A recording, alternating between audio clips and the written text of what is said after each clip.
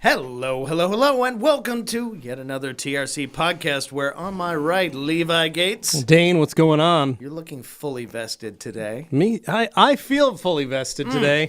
You also look very, very vested. Well, I saw what you were doing, and I realized I was already wearing the flannel. I was just missing the vest, and sure enough, on my desk, you I found my one. vest today. Crazy. So, who would have thought? Yeah, it's a good look. It's a good Well, feel. I told Anthony that we were dressing like this today, and he told me to tell you that we need to go to the junkyard today. That sounds like a good. He said, he goes, it's icy, it's cool. He goes, you guys wearing flannels? I said, we are. I said, he goes, do you have like jackets or something? I said, we both got vests on. We got glasses on. He's like, Oh, man. You guys got drinks? The whole 9 yards, dude. I said, I got a coffee. You Dane's got got a like a Mountain Dew holiday Energy. Starbucks cup? I got a holiday Starbucks cup. So Yeah. thought we should. It'd be perfect. Perfect. It's 27 degrees in the city of trees. And yeah, All right. so it's perfect for that. Drive time radio DJ over here. That's right, Levi. everybody. Here we go. And I'm your other host, Dane Hennon, but you already knew that. Anyway, moving along. Housekeeping. What's Well, going on? elephant in the room. Yeah. You guys notice Anthony's not here. Yeah, it keeps happening. Yeah. So his brother's in town Oh, that's right. Yeah. from he the is. Air Force for the first time in nearly 2 years. Yeah, no, it's been like 2 years since Yeah. he last saw the guy. So he said, hey, can't I'm going to fault take him the for first that. part of the week off. I'm going to hang out, spend some time with my brother who I haven't seen. Who knows? We'll see what we can do. He's got a ton of PTO time. Yeah. So he was like, hey, I'm just going to use this. I'm going to do He's this, saving spend it some up for time a with my while. brother. Yeah. So you guys just get us. You get Yeah. me and Dane for the morning. We're going old school. I Yeah, mean, that's how back we to do the it. days when it was just you and I. So. It was only you and I for like 6 weeks, and then we Yeah. hired Anthony. Pretty much. But no, housekeeping, biggest order of the day. Make sure you're subscribed to the Rag Company newsletter, the details. Yes. Go to theragcompany.com, sign up, head over right down to the bottom of the page, and make sure your email's there. Also, please check your spam, check your clutter, check your wherever that might go, because sometimes it gets your, email pushes it. Mm-hmm. So that way, because we've got such a deal coming for Black Friday. You guys don't want to miss it. The email blast alone is going to be spectacular. Let's just say there's a video component. It's going to be good. I'm really excited. I had a lot of fun making this video with Glenn, and I think you guys are going to like it. So please make sure that you're subscribed so that you get that email blast when it drops, and that way you guys can take care and get in while the savings are good. And that is going to happen next Wednesday, I believe. Oh, that's soon, huh? Yeah. Well, let me double check that, Dane. All right. I just want to make sure. Just to give you guys a heads up, you've got about a week and a half. Yes. So you've got literally 1 week almost. Wow. Before that drops. So I'd like you guys to take that time. If you haven't signed up already, please sign up for the newsletter. That way you are ready. And if you have signed up and you haven't been getting the emails, please check your spam folders. Anyway, all in all, I don't think there's a lot left. Today we're going to be going through, this week we've got just some more videos. We've got Gabe made us a busy work list or something. Here's your busy I said, work this is list. all busy work. Like this is stuff that we don't need to do. We shot a video yesterday that was did. actually fun. We did. I was You and I stoked did. about It was great. because we hadn't done a team up video in a little while. No, it was so fun. I was excited to be in one. That was fun. Yeah, I thought it worked out well because I didn't have to detail your car or wash actually, your car. guys, I detailed it a little bit, just a little bit. Well, so everybody yeah. knows Dane Hennon, certified detailer with the IDA. Yeah. I Yeah, try we not get to some, wave that in your face too much. I yeah. don't want to make anybody jealous. Or I anything, know. You do a good job at it. So But point was, Dane you got the video done. You did a great job. I thought your car looked great. No, We did it's it on the teamwork. van. Great job. Came out looking nice. And then, but yeah, other than that, we're just going to be working on some stuff. We've got a laundry list of things. You guys are... So much stuff. The funny thing is, you don't realize the little things that we have to come up with and find. And so we've got a list. Nick made a list of everything that we don't have. It's currently. not the fun stuff you see like when we do the podcast or the Q&A. These are like little things. Well, they're but when like they 10-second. add up, They're like 10-second clips, literally. They're ridiculously long list of things that you're like, I swore I did that. And you're like, yeah, but they didn't record it for this particular format. Okay, so we got to do it again. Yes, we're a media apparatus. We got to do that now. Well, we've got a list, and it looks like take one of the products and then go, hey, we need 6 10-second shots of you guys using it. Yeah. Okay. Well, And that's what it is, but it's like 50 things. so I just want to say, like, to anybody who has in the last year or so shopped on like our Amazon listings and stuff like that, Yeah. you may have noticed the quality went way up. I mean, But it's because of really. stuff like this. Yeah, and it's big thanks to the folks across the street here from us who are doing a lot of the behind the scenes web work. Mm-hmm. Additionally, you guys obviously on camera doing that part as well. But Well, and it's, Dane, your thumbnails. it's a little bit. Well, my They're thumbnails pretty for much to YouTube sell are- it. Yeah, I mean, I try and make it at least something compelling. God, I can never be taken seriously with this freaking thing over my shoulder. But anyway, moving along. But yeah, so it's cold today. We finally got back into the sort of work swing of things. You and I came back on Wednesday.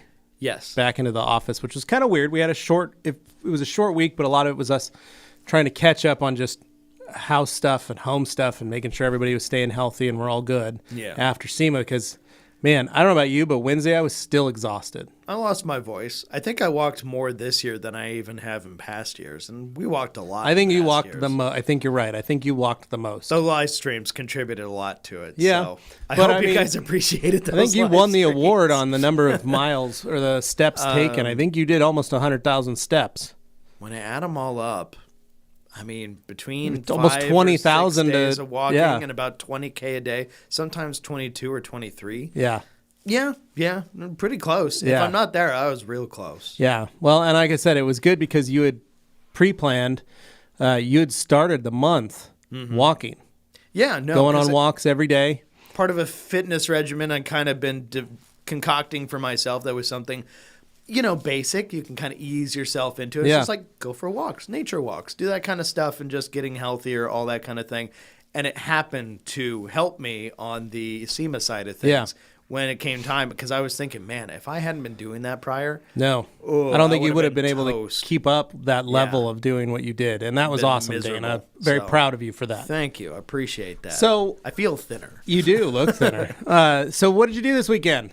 Let's start off there. Let's get our weekends out of the way. How about that? I mean, yeah. So we'll talk about SEMA in a minute. But as far as weekends go, I'm keeping mine pretty simple these days. Like I do a little, fun streaming on the side, talk about cars, that kind of stuff. And I go for walks with the dog along the river here in Boise. You got the beautiful Boise River greenbelt that goes along kind of over by Warm Springs Mesa, that area. I love that walk.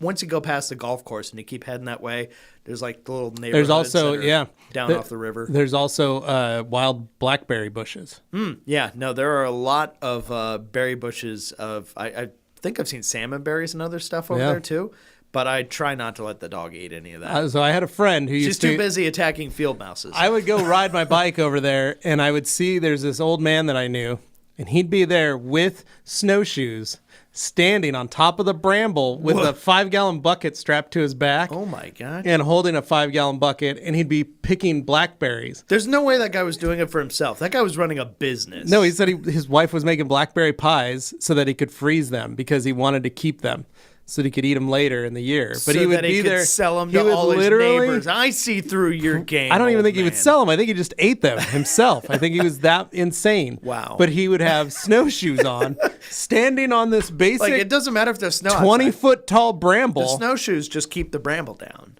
Yeah. Wow.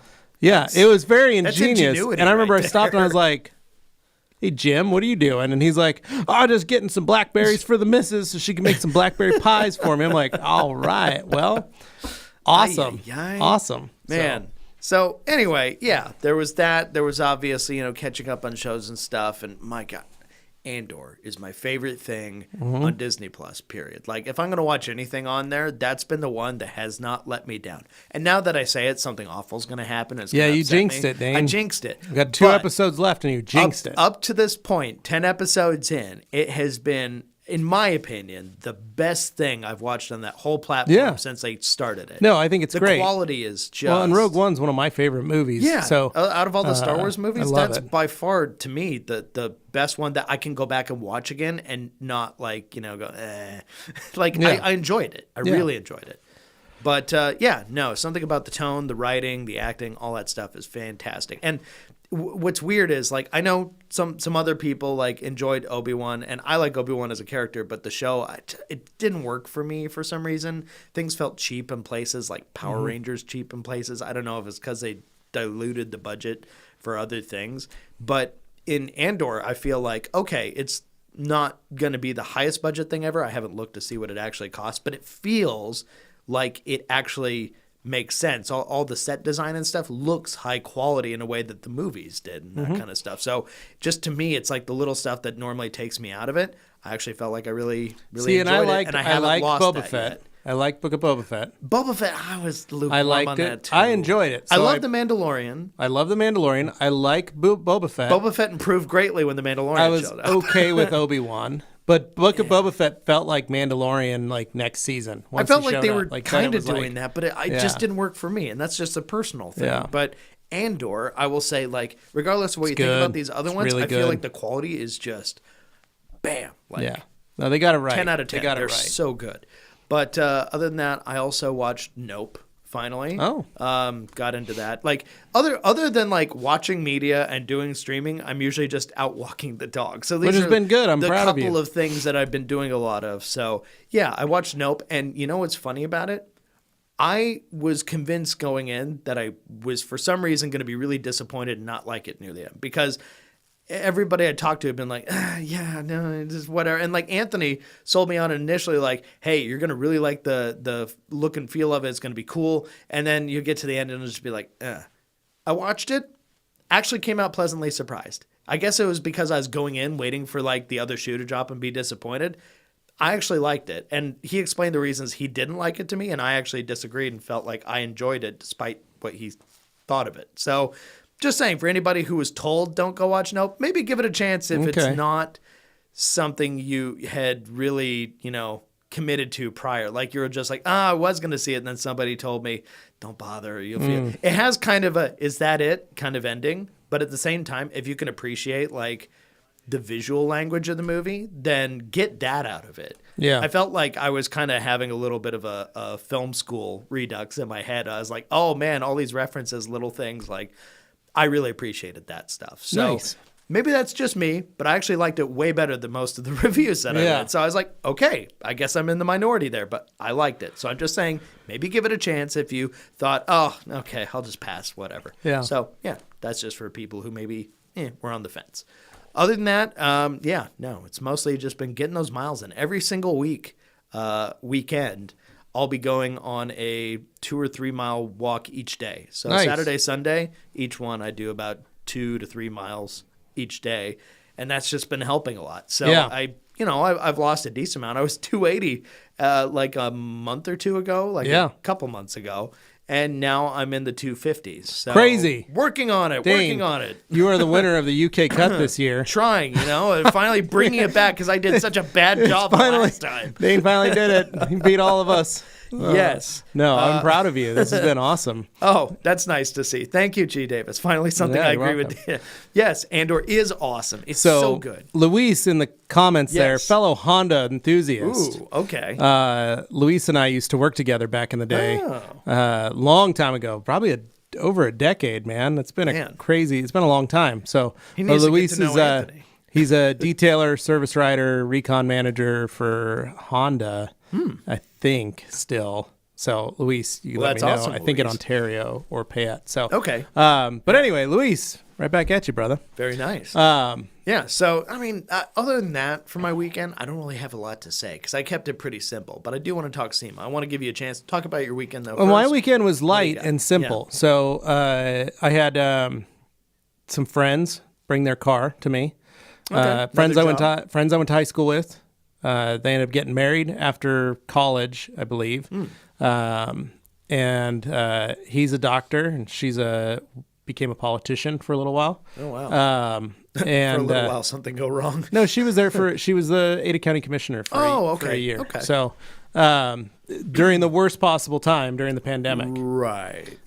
She got a lot of flack delivered at her for a lot of unnecessary flack. Basically, just being in a position of power at that time was just a recipe for people who don't like it. Yeah, my favorite was when she had crazy right-wing folks telling her that she needed to go back to California. Oh dear. And you guys know my family been in Boise over 100 years. So you take that kind of personally. Her family has been in Boise even longer for over 125 years. Okay. Born and raised, so anyway, point was, it's just funny that these crazy people don't understand, or know the history of these founding families of the city.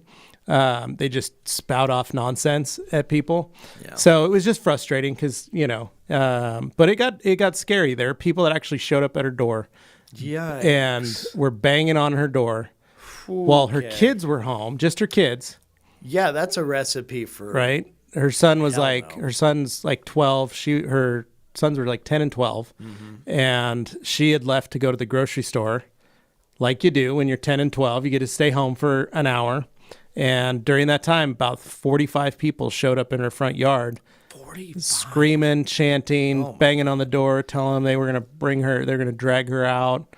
All just awful. The worst in humanity. The worst of humanity.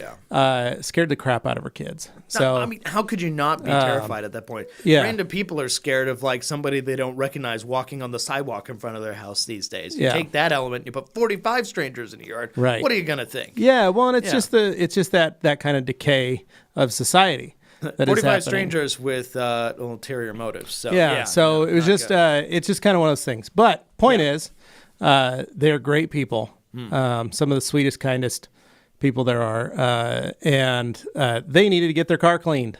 Okay. And I've done her car a number of times. I've done her sister's car a number of times. I've done her parents' cars a number of times.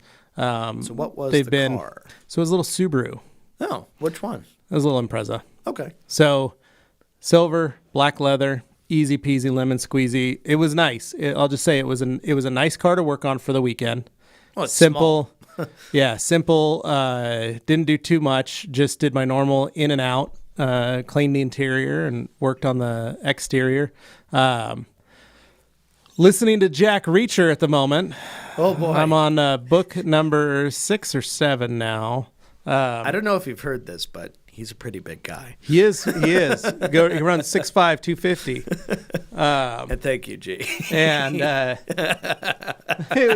join the SWAT team. That's awesome. Boy. But so I have that in my headphones while I'm working, which has been nice. But this weekend was pretty simple, pretty basic. I liked it because it was such an easy, chill, relaxing weekend for us.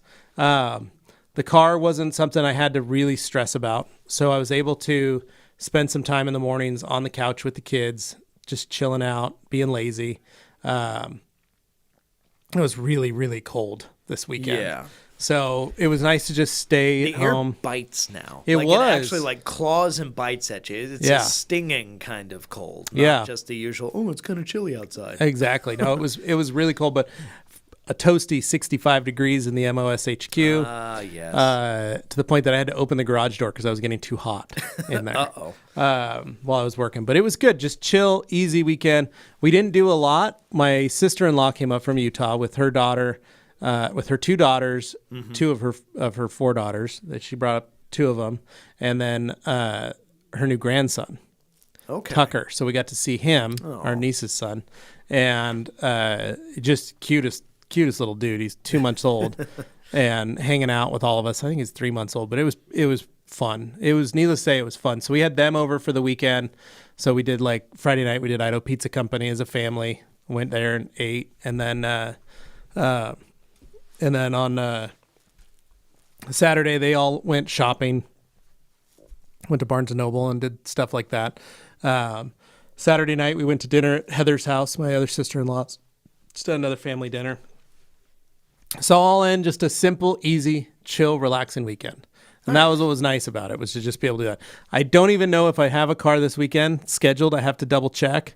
Do you care if there's a car this weekend? I kind of would like to have one. You want one? I kind of want one. Rather than not want one. I need the money. Okay, so you do want one. Then. I do want one because I was looking and I'm like, my wife reminded me, she's like, we got this bill due this week. Are you okay to pay it? And I'm like, well, yes, but let me check on my Levi, I've got some news for you. I don't know if you're aware, but according to Eli Lilly on Twitter, insulin is free now. Yeah. Okay. Mm-hmm. Yeah. Sure thing. Yeah. Dane. Oh, you're telling me that was a lie? That was one of those fake tweets. Oh man, it got me. Mm-hmm. Okay. Well. Yeah. Best $8 that guy ever. Yeah. Spent, no, right? it was that was also wild. I will say, Dane and I were talking about that yesterday. The fall of Twitter was hilarious. I enjoed watching that. I did too. I loved watching some of those posts. I am very thankful that we are not big on Twitter. Yeesh. But, that would have been a unfortunate platform. But it was crazy to see that there is a lot of stuff that can happen right there. Yeah, yeah. It's crazy what happens when you let just anybody get verified for $8. But You lose a few billion here. Yeah. Maybe you learn your lesson. I don't know. So, do you want to recap a little bit of SEMA for the team, So for the folks, or what do we want to do? How do we want to do this? How do we do that? Do you want to go chronologically? That's easier. And then we leave out the parts that Anthony could explain for himself. Yeah, we can do that when he's back here next week. Well, so we started off the morning, that Monday morning. We left here at about 5:30 in the morning. Yeah, real early. Juan spent the night at my house, and then we drove his truck to the airport. So we all met. I think it was 4:30 or something like that. We got, we all made it through. Right? Yeah. Like we got there, we thought, wow, I got there with Juan. We were checking our bags. Josh walked in. John texts us and goes, hey, I'm already through security. And we're like, okay. I was 10 minutes earlier than the time you guys said to meet up, and I looked around and nobody was there. I was like, did I beat everybody here? Yeah. And then I saw the text. I was like, damn it. Okay, fine. They're all so ahead we of me. all we all went through security, got through security. Dane caught up to us then. Yeah. And then Anthony was running behind. So Anthony showed up finally, but at the same time we were able to run into Jeff and Carol. We saw your parents. They were going on a different flight to meet us in Vegas. So we said hi to them and then got on our flight. We flew Southwest all the way down there to Oakland and then Oakland to Vegas. And the whole Southwest thing was because it tied into a deal with the rooms. Like it was a nice way to package deal. Yeah. Like normally we fly setup. Delta. Yeah, that's usually our move. But this was a great getaway is what it's kind of like a vacation getaway. Right. We were able to time it to where we were able to get airfare for 2 and a hotel room with 2 queen beds for 5 days, 4 nights for a flat rate.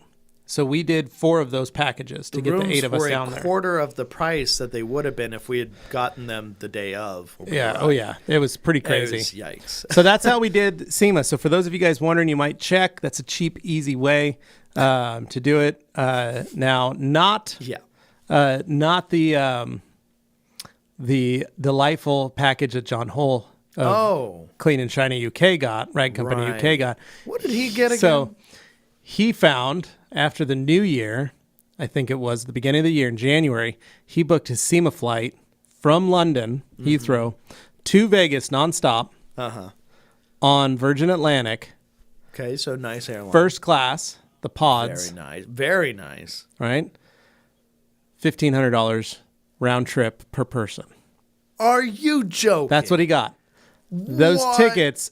That's still a lot of money. Yeah. But for that, 2 weeks. That's insane. It was insane. 2 weeks prior to the flight, he looked it up again. It was $20,000 a person. I was going to say, because normally those things, if you try and pick one up just for any random time of year, you're looking at least like 8 to 11 grand. Yeah. I did a just little. for one seat. I did a little research on the flight. That's not worth it to most people. There's a I did a little research on the flight. It's pretty impressive. They got a lot of perks for that. $1,500.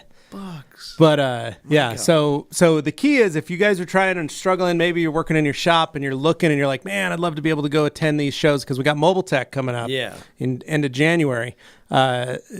Try and think about, be a little smart about this. You know, for us, we're always trying to look at ways. And when John and I plan a lot of this stuff, we're always trying to find ways to make it easy and effective flights for us. So when we do our UK flight to Waxstock, I will tell you guys right now, it costs between $1,500 and $1,800 for the flight per person round trip. We try to maximize the number of days. So we try and do about 10 to 11 days. Yeah. That way we're not gone for 14, but we're not gone, we're still gone for more than a week.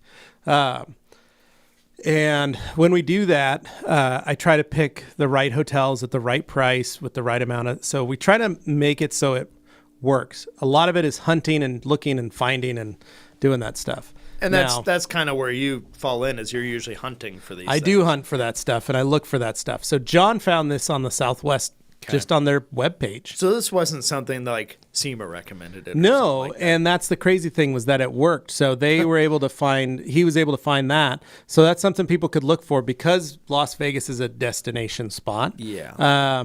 He was able to use it for that. So you can look in your area. For us, for Boise, it said this is what it costs. So the price was much cheaper. Yeah. Our hotel rooms at the Westgate, I looked up, were like $800 a night. I would not pay which was $100 a night crazy. for We were that there room, for 4 but nights. For what we got them for, totally would. Yeah, They we were paid great. I think it was total for 8 packages. It was like $9,200. Okay. Or $9,700, something But like that. that's with like a group For of 8 people, of like us. quite a few people. Yeah, so that breaks down to about $1,200 a person or so, or $1,100 a person. So And when you're a business, pretty you crazy. gotta be savvy about this stuff. And Yeah. you guys found a way to make it work. Yeah, So. so that's kind of the goal. We do that same thing with when we go. Like I said, Mobile Tech, you can find some very inexpensive flights. Speaking of which, Nice. Yes, we are going to be there, G. yeah. So, and Dane and Anthony are planning on We are currently planning on going, coming. but there's going to be some stuff where we probably branch off for a few Yeah. days. So we're still building that out, but yes, we are confirmed for MTE. But that's I was talking to Matt Ward, my old right arm. Yeah. Because he was asking questions because Diamond Pro Tech's going, so he wanted Yeah. to know where, what we're doing, what the game plan is, how do we do that. So what we're going to be doing is staying at the Rose and Shingle Creek. It's about $200 a night, but that is where MTE is at. So that way we don't have to leave. The crazy thing for those of you wondering, Orlando's super cheap, so you can actually go in on a Airbnb with friends, and it's even cheaper. Like It we found surprises some me crazy Airbnbs That it's for that affordable it's because nuts. Disney World being in the area, you think they would just be cranking out. No, it's because that's the whole area is a vacation town, so it's super Yeah. cheap for the stuff. So, and everything's pretty close together. It's weird. So, I told Matt that I said, if you want, you can do an Airbnb. You can probably find a decent one for about $180 a night or $200 a night, or you can just stay at the hotel. Yeah.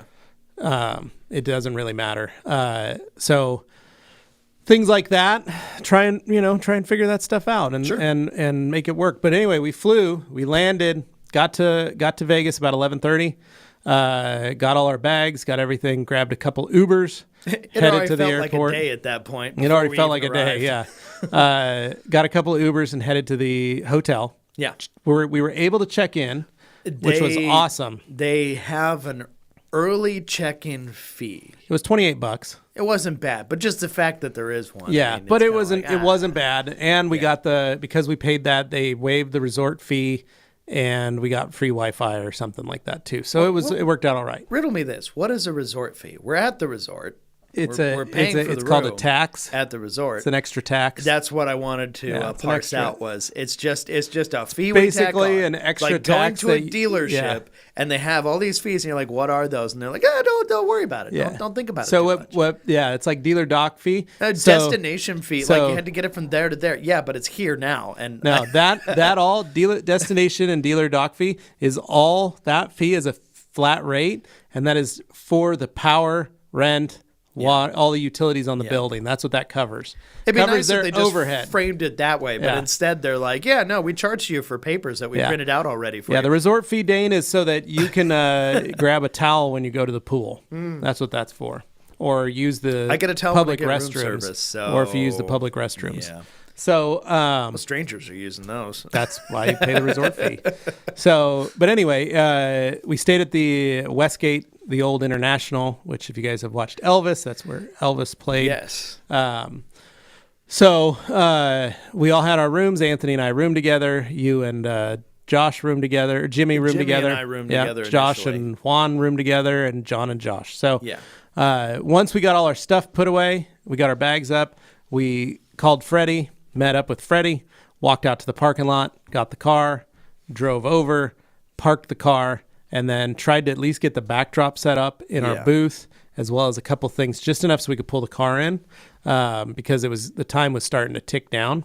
While you guys were doing that, some of us branched off and went over to Robbie Layton. Yeah, we headed over to Robbie Layton. Booth, Yep, headed and, over to Robbie's to see that and Sydney work on and that. Kyle and a few of the reflection artists were working on that, so that was nice to see. Yeah, it was good to Yeah. see that they helped out with us on that, because we had a list of 3 cars that we had to clean. We had our car to clean, we had Robbie's car to clean, and we had another truck out in the lot. Parking lot. Yeah. Now that was the frustrating part. Was our car was in the West Hall, and we arguably the most important.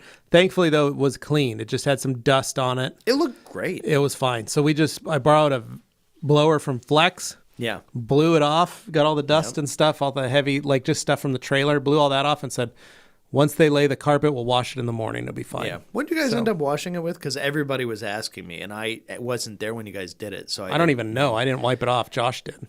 Oh, okay. Petro I'm did. guessing he probably used, some kind of like waterless wash. He didn't have a bucket, so it would have to be something like a detail spray. Yeah, I have no idea what he did, but I told him, let's wait, because they still had to lay carpet. They still had to lay all this stuff. It was going to get dusty again. And that's a big thing is, when they lay down the carpet, all this stuff flies up. So you have to kind of wait. You set up your booth, but you don't set up certain things. You want to keep those windows up on the cars. You want to not. It's surprising when they start rolling out the carpet how much dust gets kicked up. Well, it's like, how many years in a row do they use that carpet before they replace it? No, they throw it away. It's all brand new every day. Every year. Jeez, that's so wasteful. So basically, we got our car placed. Then we had to hoof it to the central hall. Yeah. Hoofed it to the central hall. Worked on Robbie's car. Caught up with John and Mandy. Gave them their badges. Mm-hmm. Caught up with Jack. Gave him and Alex his badges. That was his first SEMA, too. Yeah. Caught up with everybody, basically, that was arriving. We hooked up with Matt's guy, Tommy. From Obsessed Garage, gave him his badge and said, come with us. And so when you guys first started talking to him, I didn't recognize him, so I was just like, you guys are all talking to this guy like you know him. I don't know this guy. Then you got to know him. I was like, oh crap, this guy's great. Yeah. Keep him around. So we had a great time with Tommy from Obsessed Garage. And then then we got that car done, and then I got a message saying the third car was going to be in the West Hall, in the parking lot next to the West Hall. Right. And so I said, okay, guys, let's walk back. And it's about a mile and a half, right? When somebody says you need to walk somewhere at SEMA, you better make sure you have your destination. People don't realize, right? If you've never been.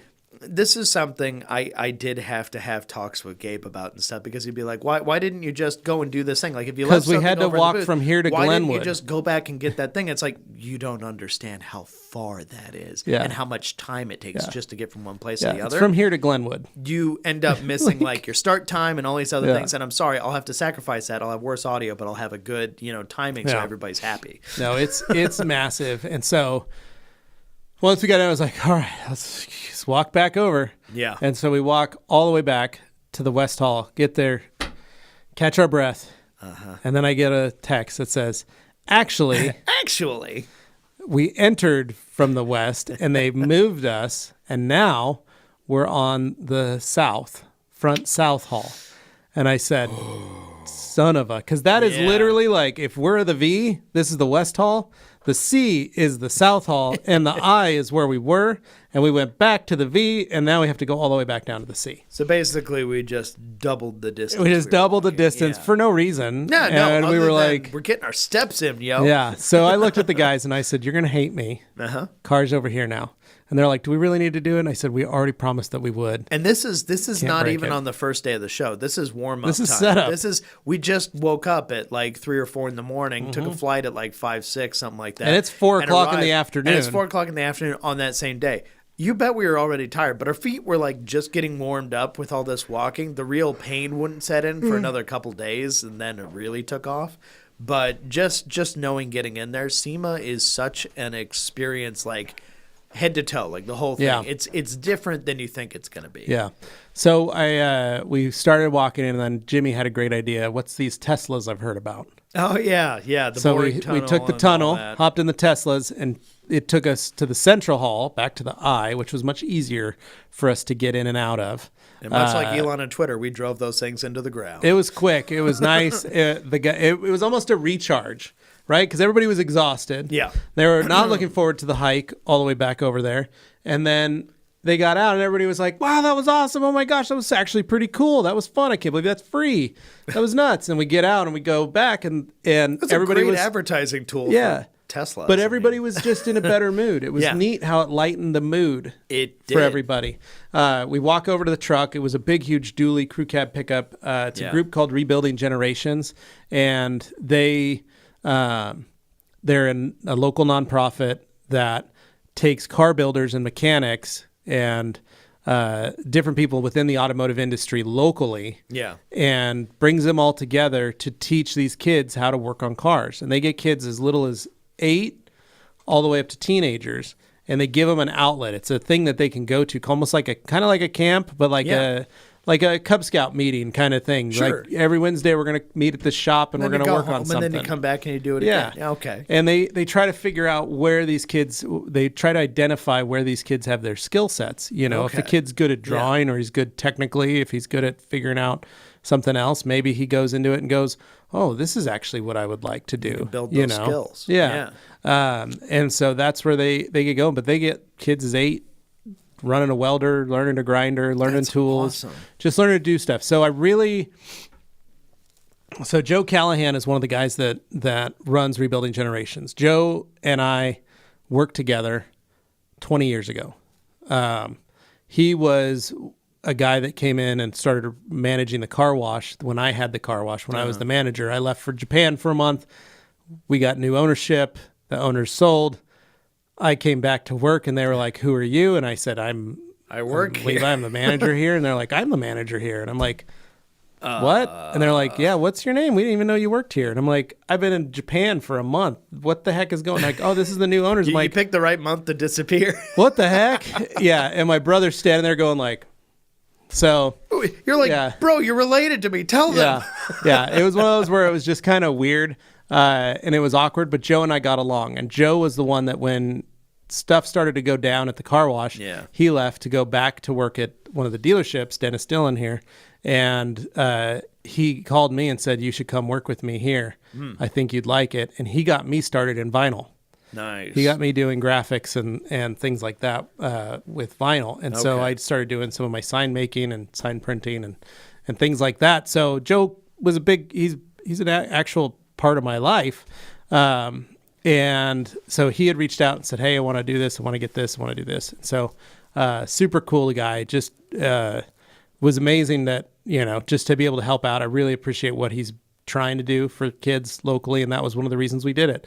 And I'd like to bring them here sometime, do an open house for those kids and teach them some of the basics on paint and do some light teaching so they understand what car paint is, So we did that. Got that done. Well, right next to that truck was that super badass welder up semi. Big rig. That thing was so nuts. There was a carrier, a roll bed, a rollback. Was it like a 56 Chevy on the back? With a 55 Chevy, 55, and a chopper. And it was great. Welder up Las Vegas built that thing. Brass knuckles as a hood ornament. They always build some crazy stuff. It's fun. And everything looks like it got dragged out of a swamp. Yeah, but in the coolest way possible. Yeah, it's rad. That's beyond my normal aesthetic, but I had to appreciate everything. Well, you remember they built that 4x4 Charger. Right. That one year we were all looking at it, we were like, holy crap, this is insane. Awesome. Yeah. So but he's kind of like that steampunk Mad Max style stuff that he likes to build. Yeah.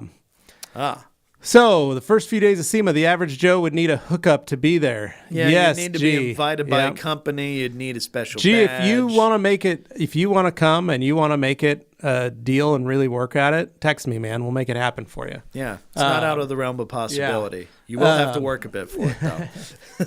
I know he's good for it. Yeah, he's good for it. But yeah, so that was the day. That night we had dinner plans. We were all meeting at Tacos and Beer. So we ran back to the hotel, all got cleaned up, kind of chilled out, got dressed, and then we all headed over to Tacos and Beer. Mm-hmm. Had a lovely dinner with the gang from Color Lock. We had Dirk, we had Lars, we had Michael, we had Gernot was there, Eric was there. John and Mandy showed up and met with us, and then Tommy came and had dinner with us. It was just a good, fun night. We just had a good night, 2 tables, just enjoying Tacos and Beer. It's kind of our tradition. Kind of kick off SEMA the right way with that. It's a light, simple, easy meal, but it's a fun one. We had a great time, and then went to bed. Basically, just went back to the rooms and went to bed, and then got ready for first day of the show. Yeah. That was it. And that's always, there's always a lot of mystery there because you're like, how will the turnout be this year? Will it actually, justify the expense of doing all this stuff? And who am I going to meet this year? Because you always end up meeting interesting and cool people when you hang out in the booth. And I feel like our booth has like this gravitational pull for people who would otherwise just walk right past other booths there. For some reason, they always stop in ours. I'm not bragging here. No, but we've designed it. The pattern. But we have designed it to bring people in. If you notice, the feel wheel was in the direct center of the booth, so it made people walk into the booth. Yeah. And the same with the way the bags are. It causes people to funnel in. The bags are colorful because the towels are the color inside the bag, and it draws your eye, while the rest of the booth is all kind of a black or flat black kind of color scheme, so it really makes those colors pop. Yep. And I stress this again, a lot of the booths that were around us are like these giant showy things with all these lights and all this other stuff, and people would just walk right by them. Like, going to ours. You notice there was a real draw. So, you guys knocked it out of the park with the booth design. It was the only frustrating point was we created a lot of white because our goal was to make the white pop because we'd have a white car in the booth. Yeah. And getting a blue car, a dark blue car, it changed the color dynamic of the booth, but it still worked. It basically still worked. Blended in, but what was cool about it was... But it blended in almost too much. People would be walking by the booth if they had zero interest in microfiber towels, and suddenly they'd see the Supra, and suddenly they'd be interested in the towels and the Supra, but they would do a double take because a Mark IV Supra gets their eye every time. But that's the goal of SEMA, is to have the car in the booth to draw people. So we got started with that day. Dane, what are your takeaways from day one, just... the hall, New West Hall? Yeah. What'd you think of the hall? That was a big thing for me because the last time I went to SEMA was pre-COVID. Right. So that would have been 2019. And that show was huge. Like that was... There was 186,000 people at that show. SEMA had been growing every year up to that point. And then, of course, things got weird after that. But 2019 was amazing, and I had that as my memory of what SEMA was like. Going in, I thought, okay, this is going to be different. There's this new hall now that Levi was at last year he told me about. Says it's huge.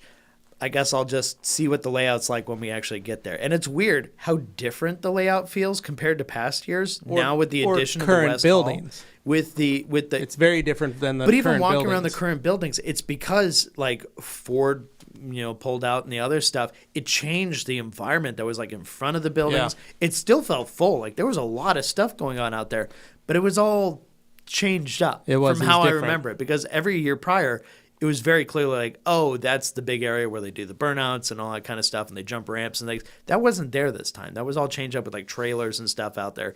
And of course, with no more performance pavilion, the big old tent, everything's kind of come more towards the West Gate. So it helps us to kind of have the West Hall. But I mean, like everything is kind of moved that direction. Yep. And now you're left with the way the parking lots are set up to the buildings. But my big takeaway was the West Hall specifically.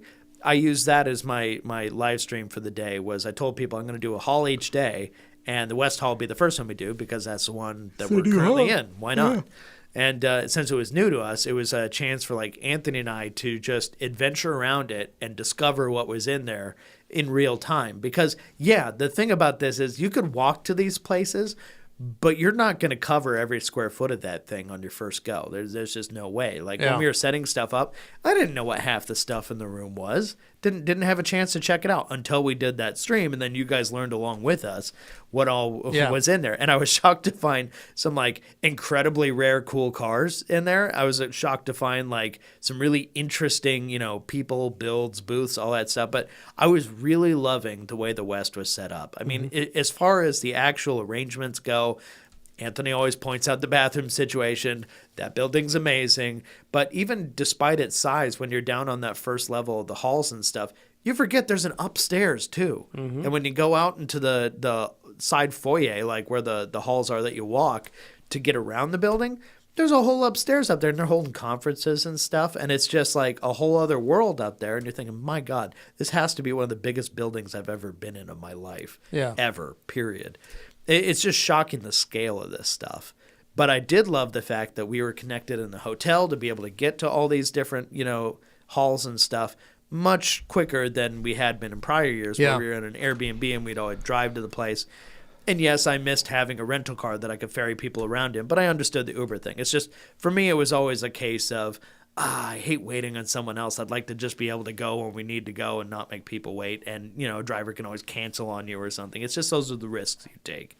But all in all, I thought the experience was fantastic. I thought it really worked out for the best. And you guys, the prior year, had kind of tested this theory, and it worked out great. So you're just like, okay, now we expand it. And it was did just work. easy. It continued to work. It's just easy. Yeah. And Tony here from Diamond Pro Tech popping in to say, the West Hall felt so much cleaner, nicer, better spaced than the other spaces. Yeah. Yes. I would agree. Exactly. The West Hall definitely felt like they had a clean slate chance to lay stuff out, and they did the best they could with it. Yeah. And it shows. I think it was worth it. It was great. No, it was. I thought it was really good. I liked Anthony's going to the bathroom. I liked when he went into the bathroom and then texted all of us and said, "This is the most amazing thing I've ever been in." And then he walked out, and then he goes, "I think I'm going to go back in and hang out some more." And we were like, "Okay, we need you to work, dude." That was weird. But no, it was. I didn't get to see a lot of the show. That's the only takeaway I had, is that I wish I would have had more time to actually walk the show. Yeah. The only time I ever got to see anything was when I walked from our booth to the bathroom. Yeah. To go to the bathroom, and that was it. And then But come back. that's hard, right? Because if you're not in the Rag Company booth, people get disappointed, and then we get messages like, "I went to the Rag Company booth, but Levi and Anthony weren't there." Right, And it's like the sad messages. You're like, Yeah, and that was hard. So Sorry. it was hard for me to, I really wanted to check out the booths. Yeah. And I really wanted to see some of the things. And it's weird to come back from SEMA and go, I didn't see anything. And have my dad go, "How was SEMA? What'd you see there?" And I go, "Nothing." Well, that's why And he I felt goes, bad. "Why didn't you get to go anywhere?" And I said, "I was in the booth all day. Like, I worked the booth." People and he expect goes, to see you in the "Oh," booth, which and, means you can't leave. no, but here's the thing. It's my own fault. Oh, Normally, I schedule everybody's times. yeah. When they work, when they don't, when Like they work. shifts. Everybody has a shift. Yeah. I didn't give anybody shifts this year. That's right. We played I it felt by like there we was played something it by missing there. ear this year. The only person that requested an actual day off was Juan. And Yeah. And so my goal next year is shifts Sure. Yeah. and planning out the days better, because if we go next year with the same 10 of us, the same team, I can build this setup out. We also had Jim and Michelle Eskridge, who are arguably one of our largest distributors in North America. They're fantastic. They worked the booth with us for 2 days, which helped immensely. Oh, yeah. To have people. We had Jeff and Carolyn there for half the week, so they were there for 2 days and then gone for 2 days. So it was nice having them there. But really, Thursday was our hardest day because we were down basically 5 people that normally had been helping us work the booth. Yeah. So Thursday was a little harder for us, and then Friday we had Juan back in the booth, but we still only have one person down from 5. Yeah. So it really helped to have people actually there working and helping the booth. And next year I'd really like to have, I'd like to build a schedule and go like, if Mark Perch comes again, Mark, you're working Tuesday afternoon. Plan on being in our booth Tuesday afternoon from 1 to 5 or whatever. Well, yeah, because you get people from John different Hull, countries. That I wanna want talk you to working the person. booth, from this time to this time. Patrick, I want you working this booth this time to this time. So that those of us that like myself or like Anthony or like you, we can break away Yeah. and not be there. And the same for like John or Josh. I want John to be able to go like, hey, you have Tuesday morning or Thursday morning off. We'll see you at 1 o'clock at the booth. Sure.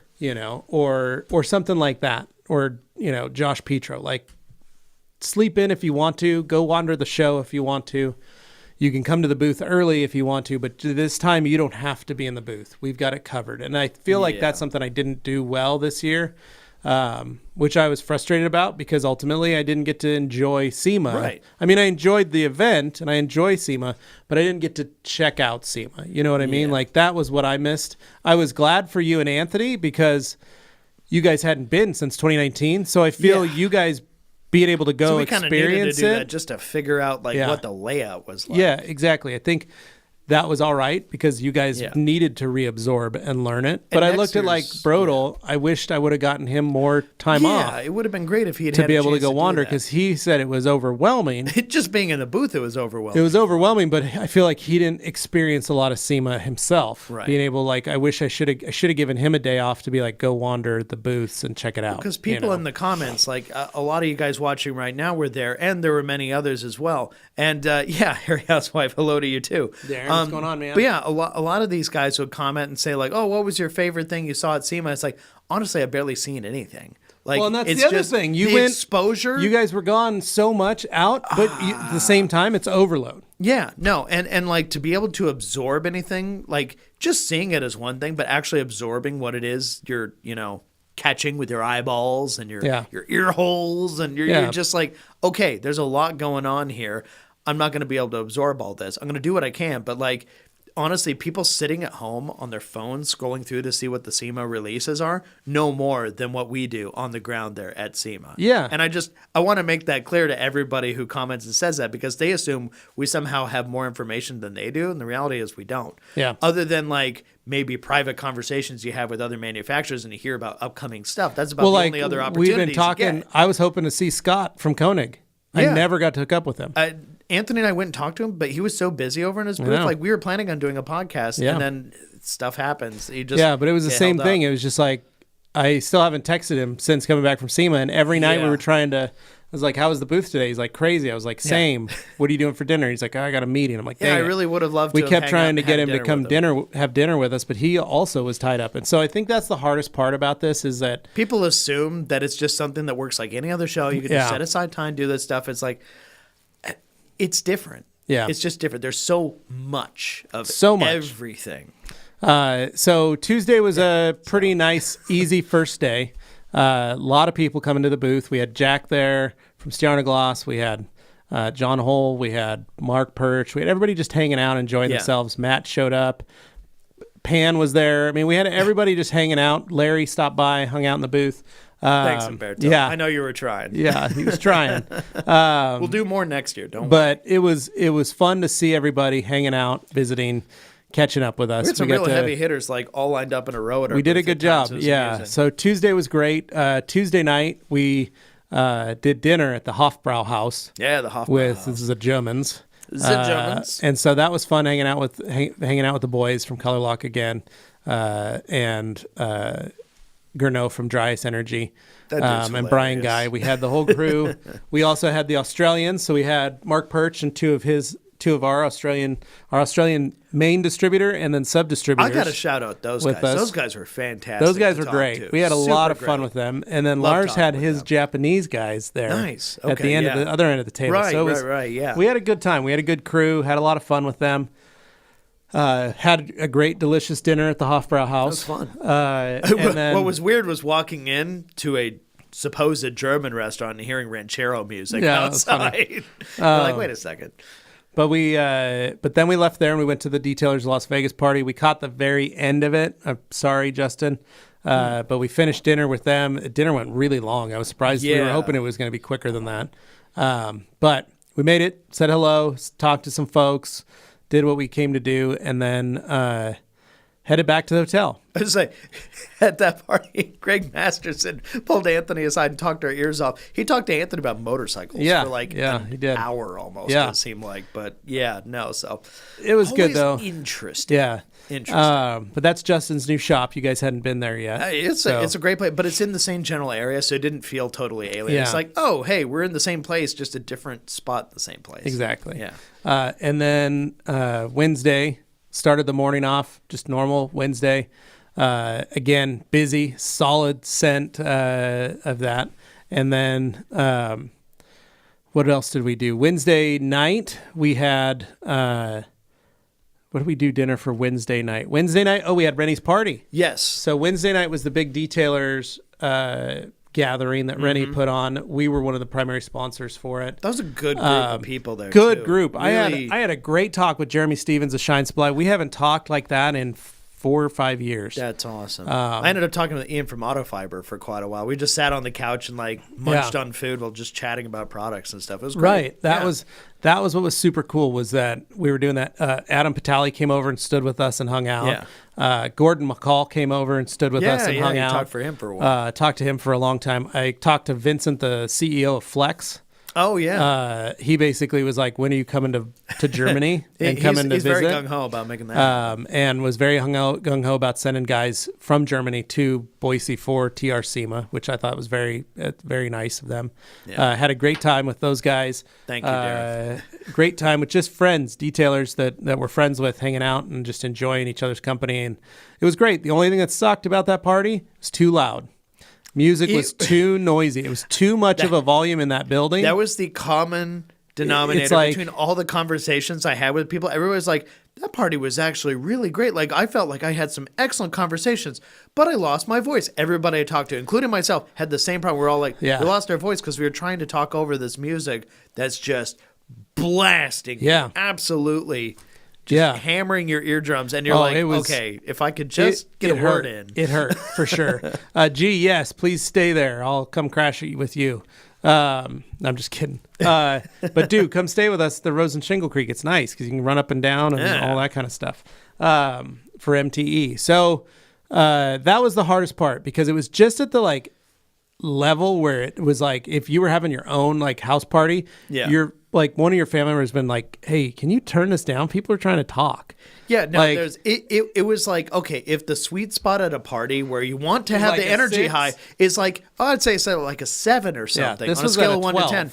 This was literally at like 10 or 11. It was going beyond. It was so loud. And it was just like, okay, nobody's we enjoyed it. Absolutely. I don't want to make somebody feel bad by saying we weren't feeling it that much. No, but it was hard to yell. We were not feeling that volume level. It did not match the mood that we were all it was super loud. Yeah. So we, but anyway, had a good time. The hard part was that it's cool because that place is awesome. It's inside and outside. The location's great. You get a 2 years ago, it was great being outside. It was warm. This year it was windy as crap and cold. So it was kind of hard because you want to run outside to escape the noise. But it was so windy and cold. You're like, just go back inside. It was louder outside. It was too. It felt louder outside for sure. So anyway, then we headed back to the hotel, chilled out, went to bed. I mean, we were all so exhausted and wiped out. Yeah. And then Thursday was our last real day at the show because Friday night we were going to be leaving. So Thursday we did the show. Thursday night we all had like our we didn't have any plans. Nobody had plans. The whole point was that Thursday was the one night we all got to decide for ourselves what we wanted to do. Yeah. So Anthony went to dinner with some folks, him and Jimmy. He went with a tire company. I think they got invited. So he went with them. He asked if I wanted to go. I had just had a great conversation with the guys from Flex the night before. Right. So I said, no, they're hosting a party. I want to go to the Flex party. Yeah. John and Josh also agreed, said, we're going to go to the Flex party. So the two Joshes and John and myself and Juan grabbed an Uber and went to the Flex party. Well, we were sitting at the booth in the West Hall. Everybody was kind of going off their separate ways. And here I've got Ivan and Sylvie, Nick McGurk, and Matt and Tommy, Matt being Matt Mormon of Obsessed Garage, all sitting in the booth going, so you guys want to do something? And I'm just like, okay, I'm the only one left here. We're going to go get some food. Pan the organizer. And I had Pan the organizer too. So I had this whole group, and they're all kind of looking around to like, who's going to lead this thing? And, me, normally I'm not like a natural leader, like going and make that kind of happen. But take charge, Dane. But I decided in that moment, I'm like, I've got a group of very interesting people. I'm going to take advantage of this opportunity to take this group somewhere. And all friends, because the thing is, we all get along individually well, but I'd never had that group together before, so that was going to be an interesting time. So I thought, you know what? I'm going to tell you guys about tacos and beer. And they're like, what? And I'm like, there's this place. It's called Tacos and Beer. It's down the strip, but it's literally just straight down this road. You don't have to do anything else. And it's not that far. It honestly isn't. It's far from the West Hall. Some would not beg to far differ. from the Central Hall. Yeah. Glasses Dane takes charge like that. No big deal. That's right, Tony. These glasses gave superpowers. So the thing with this was I looked at a map and saw it was about 1.25 miles or so from the West Hall. And I was like, that's walkable. I've been doing that every day for the last 2 months. I'm a 3-miler. I can do easy. This. Difference is, I'm hauling a backpack because I did not go back to the room and change like all of you guys did. Right. I literally went straight from the booth because everybody else in the booth were not staying at our hotel either. They were going off and doing their own thing, so they had their stuff with them. They were ready to just walk. But they didn't have like heavy jackets on. Some of them had like T-shirts or like a blazer or like some like light jacket type stuff. And I cannot stress to you enough how cold and unusual it was for Las Vegas. Like, I haven't been in Vegas when it's this cold. It was surprising because it didn't feel right in that environment. Like, why am I cold in this environment? It should be fine. Up in Boise, I wouldn't think twice about it. It's like, this is how it is. It's a good thing I brought jackets. But anyway, Walk those guys from the West Hall, and as soon as we're walking, they at the first little bit, they're like, okay, you know where we're going? And I'm like, yep, I got it on my map I've been here. there hundreds of times. I've got it on my phone, and I know where it is because it's literally straight down this stretch. And they're like, okay. And I'm hauling like a 40-pound backpack and all this stuff while we're doing that. And the others are carrying their cameras and stuff. Mountain climber Dane. Yeah, no, it felt like it. But at this point, we have to go along some weird sidewalks, go through a whole bunch of like reconfigured traffic because the cops got everybody going every which way, and it's just different. So we walk that whole length, and as we're getting to the first, like, maybe halfway point, and they're like, Dane, can I see that map again? I hold it up, and they're like, I feel like this place is moving. Dane, are you messing with us? And I'm just like, oh, no, we are not having a mutiny on this walk. This is not happening, guys. And, it was hilarious because Pan's like, is this a safe neighborhood? And, looking around, and it's just like, guys, it's fine. It's straight ahead. Like, we got to cross some streets, but it is straight ahead. Last year, we walked to Tacos and Beer from the West Gate, and we walked home from there, and we did it multiple times. It was probably a lot warmer when you did it. It wasn't bad, but it's doable. So I'm stressing this walk a lot because that was like a good chunk of the adventure was apart from like maybe Matt, who thought it was hilarious that others were complaining about how far this was. He was kind of playing into it too, though. He was just like, Dane, I think that thing's moving. We're definitely not going to the same place. That is a moving target. That is a mile that just keeps resetting as a mile every time you walk. It's like, okay, guys, I get it.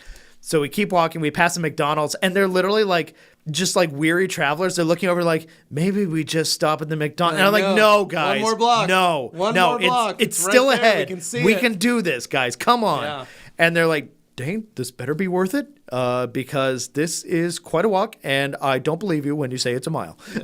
It's just like, okay, so we'll get there, and sure enough, we walk up. But the thing about Tacos and Beer is they don't take reservations day of, so you just got to show up and hope it works. And after that walk, I was praying. You're like, please. That there was enough room for these people because I'm like, okay, I got a big group with me. This is not something that usually works out, but I have a good feeling about this. I'm just going to... We walk in, talk to the gal at the front desk. She looks over and goes, oh, yeah, no, we don't have any spaces available inside. You could sit outside if you want to. And all the guys are looking at me like, and they're just like, what? And she goes, yeah, you can sit outside. I'm sorry, though. We don't have any heaters. They took those away when they did construction this last year. And the guys are just going, are you serious right now? Is this for real? Are you? And everybody's like, they're kind of half joking, but they're also pissed off. Yeah. And they're all looking at me because I made them walk out there. Yeah. And I'm like, okay, we're just gonna have to, forward with it. And I was polite about it. I told them, I was like, all right, guys, tell you what, we have a couple of options here. We can stay here and enjoy the food, which I promise is good, or if you'd rather, we can walk back, which I know will suck, and you can go to the McDonald's, and you could just have a basic meal and just call that a night. But if I were you, and I were listening to me right now, I would trust me, because I've been here many times. It's worth it. I promise. And they just go, well, okay, this food better be good. And yeah, so we sat him down there, and we all sat outside. And after sitting there for a little bit, like being close to the building, there's some radiant heat that comes off of it. So it's like not terrible. The breeze is all right, but it gets cut off by the building. So like it was not as bad as it could have been. It was definitely chilly though. We were like in the 40s or low 50s, something like that.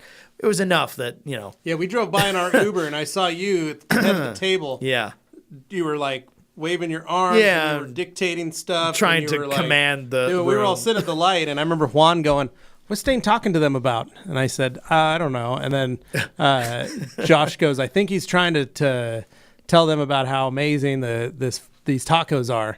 And it was just funny. We just saw you guys all sit on the end there, and you were like, and I know you were probably telling them, get that one. That's a really good one. Well, they were asking me because they're all like, well, you've been here, so you know this stuff. I don't know this stuff. What do you recommend? And then kind of walking through it, the Al Pastor and all that stuff. Which is funny because we were just across the street at Gordon Biersch. Oh, I didn't know at the Flex party right across the street. So and we took an Uber too. So it was but it was funny to see like, hey, there's Dane. Being in this situation, I did not want to disappoint. So then I was sitting there going, because everybody I know has been in this position where you promise somebody like a restaurant or some kind of like event is going to be good because you had prior experiences there that were good.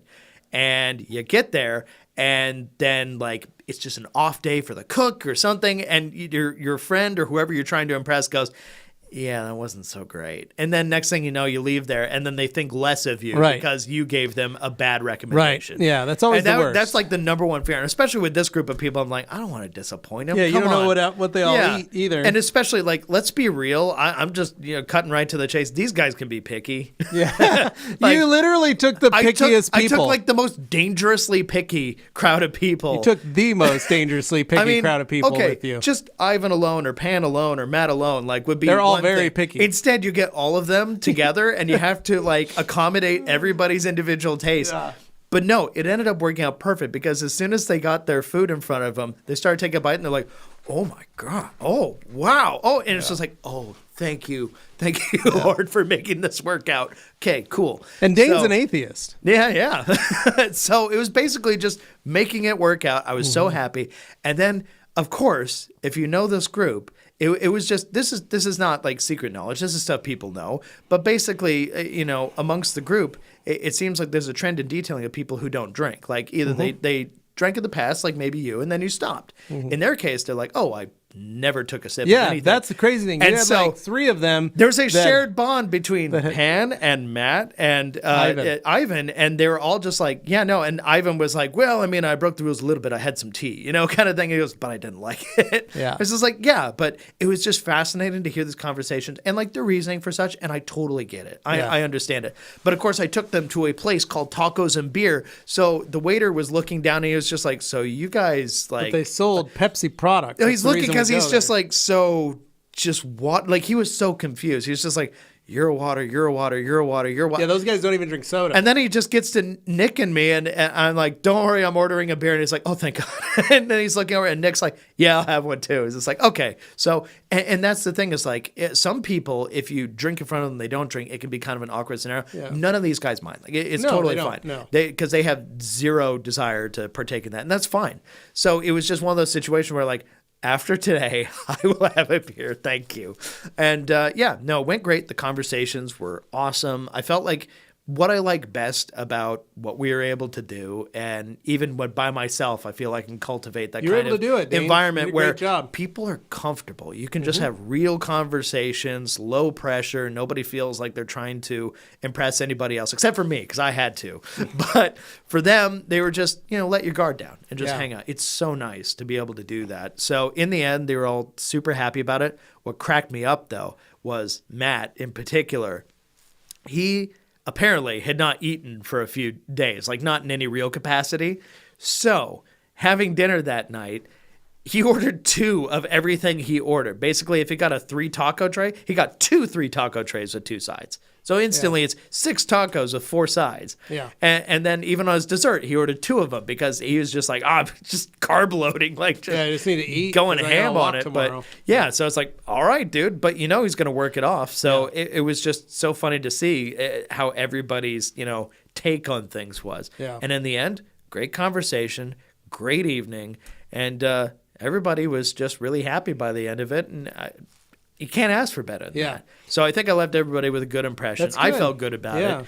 And then I covered the tab at the end. So everybody was obviously stoked about that. But, from there, Matt was nice, got us an Uber back, and went back to the hotel. But I just want to say thanks again to all those guys who showed up at that table and walked with me and made it worthwhile, because you guys are great. So, and I think that's also the biggest thing is like those guys would rather choose one of those where it's just an intimate hangout. And it's not like this is a fancy restaurant. This is like a nice version of a dive place. But it's a nice restaurant. Yeah, it's a nice place. But it's one not of those fancy, though. It's become our go-to. We would have lunches there. We would have dinners there. We would go just because it's good. It's just good, period. Yeah. And we really enjoy it. So that's awesome that you did that. I had the Flex Party. They had food and drink. Yeah, how was the Flex Party? Flex Party was great. I had a great conversation with John and Kelly. Kelly Harris from Lake Country. We caught up forever and talked, and then saw all the folks there, said hi to the gang from Flex some more, caught up with them. Nobody stopped you from eating this time. Nobody stopped me from eating. And then I was going to go, we got done early, right? The Flex Party was over like 8 o'clock. So John and Josh we're like, we got to go meet this other company to go do stuff with and hang out with. They invited us. We're going to go do that. Was that the group who were like drinking and you had to keep up kind of thing? Speaking of drinking, you want to hand me a Diet Pepsi, please? So basically the guys, they left. They said, are you good on your own? And I said, yeah, I got other plans. I'm going to try and meet up with some folks. You know, Anthony and Jimmy were like, hey, when our dinner's over, we'll give you a call.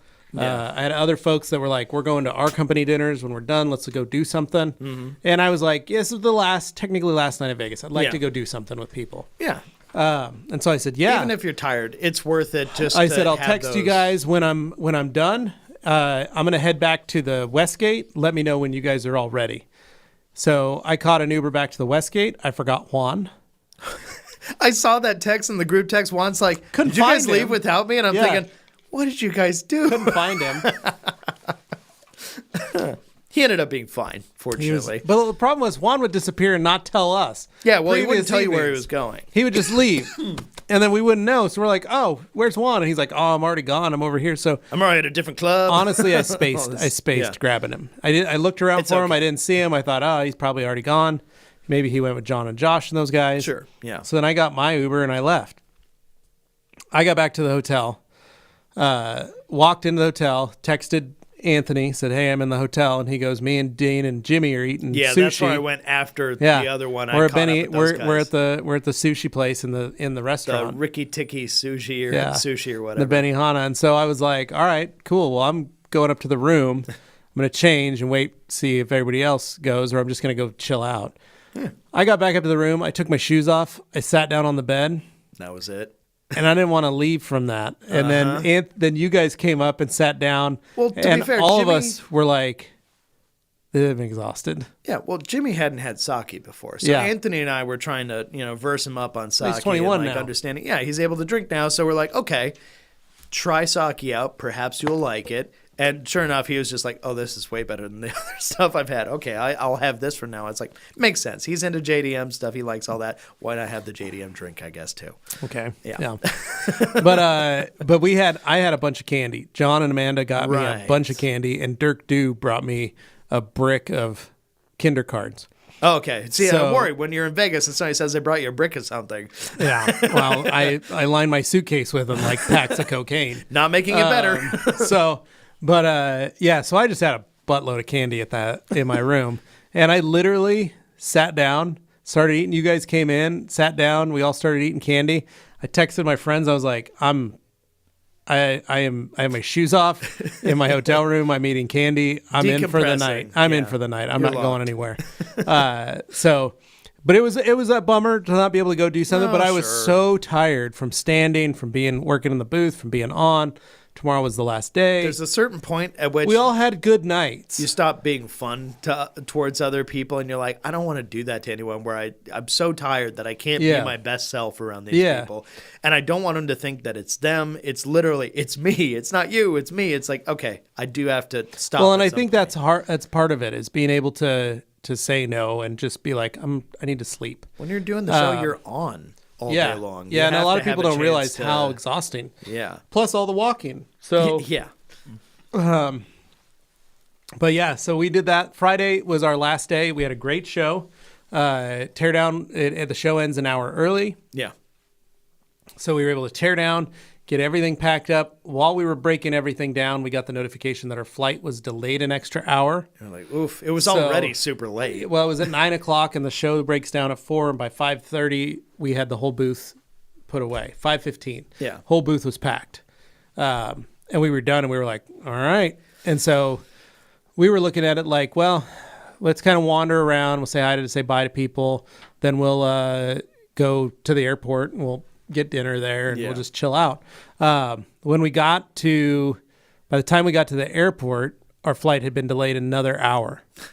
Yeah. So now it was looking like we weren't going to fly out of there till 11 p.m. So you don't Originally we were going to fly at 9. Now we're going to fly at 10, and we're like, we were supposed to arrive around midnight. Yeah, we were supposed to arrive at midnight. Now it's saying we're going to get home at 3 a.m., and it was like, the heck is going on here? This is nuts. So, well, then your other fear is like, what's wrong with the plane? Well, everybody was tired. The other thing is everybody was exhausted. So we got checked in. We got some food. got done eating, went to our gate, and by the time we headed to the gate, everything re-updated, and we were now flying out at like 10:30. Like, okay. So we're like, It's not bad. Worse than before, but not that bad. Right. Everybody flew home quietly. Yeah, no, It that's was a the very thing. quiet It's at the end of a flight. trip like that, nobody's really chatting it up. Well, what was anymore. nice too was there weren't that many people on the flight, so all of us it's had pretty like quiet. a center aisle or center seat open. Thank goodness. And just got back home. The hardest part was the Ubers. Yeah. You got your ride. Everybody else was almost a 45-minute wait to get their Ubers. In Boise? Oof.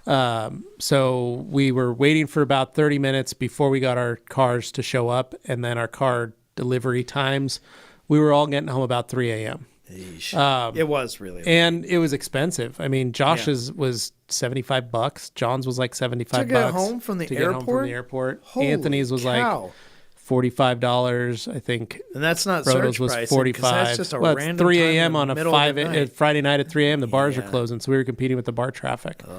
But anyway, guess got it is home surge. and slept. Oh, yeah. And then woke up at 6 a.m. to my kids jumping on me 3 hours later, and me having to be up and showing them all the stuff I brought for them and doing all that. And I fell asleep again at like 1 o'clock in the afternoon because I couldn't keep my eyes open. And then, so it was a lot of just trying to relax. I was glad I didn't have a car because I don't think I would have been able to do it. No. And then staying home for those last 2 days was literally, I was trying to sleep, but we still have to do some level of work here. So that's I was something on I the phone wanna- with folks for a while. That's something I want to point out is like, as a policy, when we come back from a big trip like this, we take 2 days off to kind of decompress at the end of it because you're mentally taxed. I mean, you're really, you're kind of fried. And that's one reason, like when we come back, even though we have the weekend there, it's 2 days regardless of what time you're coming back. So it's in addition, it's separate from the weekend. It's on business days. Yeah. So that's why we didn't have like a podcast that week, you know, that kind of stuff. It's just we weren't there and we were so tired it wasn't going to happen. Well, like Josh, I felt bad for him, Petro. We were leaving the flight, and he was looking at his thing, and he was like, I'll get home, it says 3:05. He had a soccer game that he had to be at 7 out at Simplots, which meant he was going to go home, sleep for 3 days. Yeah, Brodo, you technically had 2 days off. You just decided not to take them. Yeah, John tricked you. Oh, that's rude. No, Oh. he had it also. He just asked, and John said, "I'm coming in. If you want to come in, you can." In the past, I never took those days off, but now lately it's just been like, I always take I 'em. need that. I I take need that now. But he'll learn. Don't worry. This was his first work trip. Yeah. He'll learn. But poor Petro, he had Saturday morning. He was going to go home, sleep for 3 hours, get up, get his kid to soccer. They had 2 games that day. Out at Simplot, where if you guys know Boise, Idaho, Simplot Fields is extremely cold. It is on top of a plateau. It's on a hill where it's just a big old breeze It's all a wind. day long. Every It does. day. It could be 0 wind in the entire valley, Yeah. and not be a windy day for 6 months. You get up there and it's 40-mile-an-hour winds. Spent most of my teenage years playing soccer over Yeah, there, so that's what he know had to it very do. well. So he had to go do that, and then he goes. And then if we win that first game at 7 a.m., he goes, we have another game at 2, and I said, and you live like 40 minutes away. Yeah. That is not enough time from one game to another. You're going to stay up there. Yeah. And he goes, yep, I'm going to be sleeping in my truck. And I said, I do not envy you at all. So I look at that and go, he had, his Saturday was pretty much shot. And so I can't imagine how brain dead he was. But I remember talking to him on Monday, and he was like, I'm hurting. He took Monday off, came in on Tuesday, but still said Tuesday wrecked him. Oh, so. I bet. Yeah, I believe that. But yeah, so Josh, next time you take those days off. That's how it works. And then, but yeah, that was it. Our trip was easy, fun. Thank you to everybody that stopped by. Everybody came and hung out with us at the booth. Darren, gee, if you guys want to come next year, plan on coming, man. It was a lot of fun. Thanks, you know, dude. yeah. And it was good. It was a lot of fun. So. No, that's great. So, yeah, that's basically our SEMA recap. We'll recap some more when Anthony's here because we've got some other stories to tell. So probably the most epic story of all, which seemingly centers around a completely benign topic that turned into something insane. And I can't explain any more than that, but all I'm saying is next week's podcast, when we got him back, it's a roller coaster. I think we'll have fun. I've had to tell that story so many times around the office. It's ridiculous. Anyway, guys, you can look forward to that. Anything else That's before it, we Dane. go here? Take us home. We'll see you guys on Thursday. Whew. All right. Well, as you know, every Thursday we do Q&A Thursday, where we answer your detailing questions and automotive-related stuff, too. That's over on the main Rag Company channel. This, of course, is the Rag Company podcast channel. So if you're listening to this sometime in the future, make sure you check out both and you're subscribed to both because you never want to miss anything, right? This is good stuff. So we'll catch you later. Have a great week, and we'll see you on Thursday. See ya. Adios.